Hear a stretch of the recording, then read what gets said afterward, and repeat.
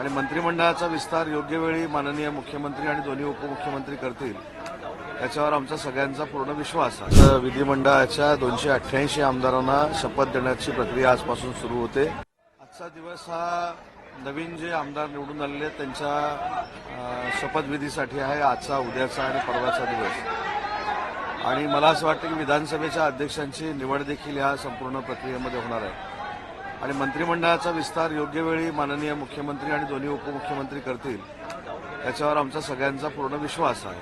पक्षनिहाय खातेवाटप अद्याप झालेलं नाहीये, त्याबद्दल पक्षनिहाय खातेवाटप देखील होईल, मंत्रिमंडळाचा विस्तार देखील होईल हे स्वतः राज्याचे मुख्यमंत्री आदरणीय देवेंद्रजींनी सांगितलेलं आहे।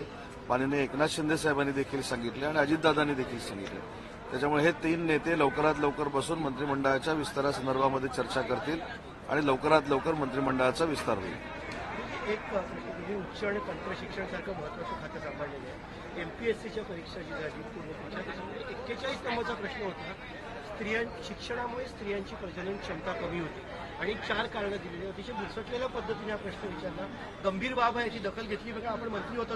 नाही, पहिली गोष्ट म्हणजे आपण सांगितलेली वस्तुस्थिती जर खरी असेल तर हा प्रश्न कुणी तिथं आणला याची देखील माहिती घ्यावी लागेल आणि अशा पद्धतीनं प्रश्नावली तयार करणारी जी कोण असतील त्यांना देखील समज द्यावा लागेल आणि या संदर्भामध्ये मुख्यमंत्री आणि दोन्ही उपमुख्यमंत्री नक्की निर्णय घेतील याची मला खात्री आहे। कारण अशा पद्धतीचे प्रश्न प्रश्नपत्रिकेमध्ये असणं हे अयोग्य आहे। अजित पवार यांच्या शपथविधी पार पडल्यानंतर दिलेली 1000 कोटी रुपयांची मालमत्ता जी आहे ती मान्य केलेली आहे दिल्ली कोर्टाने। कसं पाहते तुमच्या घटनेची शपथ झाल्यानंतर लगेच अशी प्रकारची घटना घडते? मला या घटनेबद्दल काही देखील माहिती नाही। आज विधिमंडळाच्या 288 आमदारांना शपथ देण्याची प्रक्रिया आजपासून सुरू होते। मी देखील त्याच्यामधला एक आमदार आहे म्हणून मी या ठिकाणी आलेलो आहे। मला याच्यातली काही कल्पना नाही।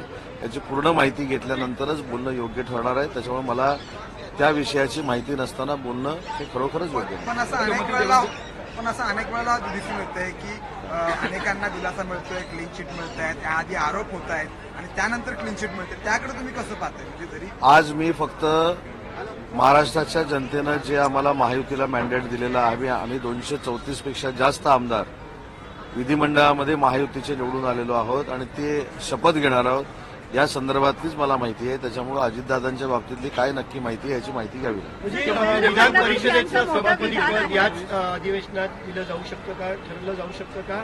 आणि पहिल्या महिला सभापती म्हणून नीलम गोरे तुमच्या संधी मिळू शकते?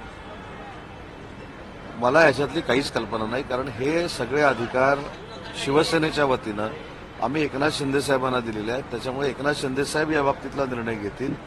माननीय मुख्यमंत्री आणि दोन्ही उपमुख्यमंत्री एकत्र बसून महायुती म्हणून हे निर्णय घेणार आहेत, मित्रपक्षाला बरोबर घेऊन। त्याच्यामुळे हे सगळे निर्णय लवकरात लवकर होतील।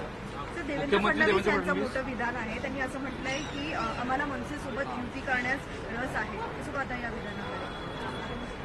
राज्याच्या मुख्यमंत्र्यांनी एखाद्या पक्षासोबत जाण्याचा निर्णय तुम्ही सांगताय त्या माहितीवरनं जर घेतला असेल किंवा जाण्याची इच्छा असेल तर त्यांचा नेते म्हणून घेतलेला निर्णय असू शकतो। आम्ही शिवसेना म्हणून काम करतो, या बाबतीतला देखील निर्णय माननीय एकनाथ शिंदे साहेब हे राज्याचे उपमुख्यमंत्री आहेत, आमच्या शिवसेना पक्षाचे ते मुख्य नेते आहेत। या बाबतीत देवेंद्रजी त्यांच्याशी देखील चर्चा करतील आणि योग्य तो निर्णय घेतील। धक्कादायक बाब म्हणजे पश्चिम विदर्भामध्ये शेतकरी आत्महत्या वाढलेल्या आहेत आणि सर्वाधिक 317 शेतकरी आत्महत्या ज्या आहेत यवतमाळ जिल्ह्यामध्ये झालेल्या आहेत। आत्महत्येबाबत देखील काही आत्महत्या होऊ नयेत म्हणून मागच्या सरकारमध्ये आपल्याला माहीत असेल की अनेक निर्णय घेण्यात आलेले आहेत। या सरकारमध्ये देखील आत्महत्यांचं प्रमाण कमी होऊन ह्या पूर्णपणे थांबाव्यात यासाठी आम्ही काम करू आणि अतिशय कायमस्वरूपी तोडगा या संदर्भातला शेतकऱ्यांच्या बाबतीमध्ये निघाला पाहिजे आणि तो कायमस्वरूपी तोडगा निघण्यासाठी आम्ही प्रयत्नशील राहू।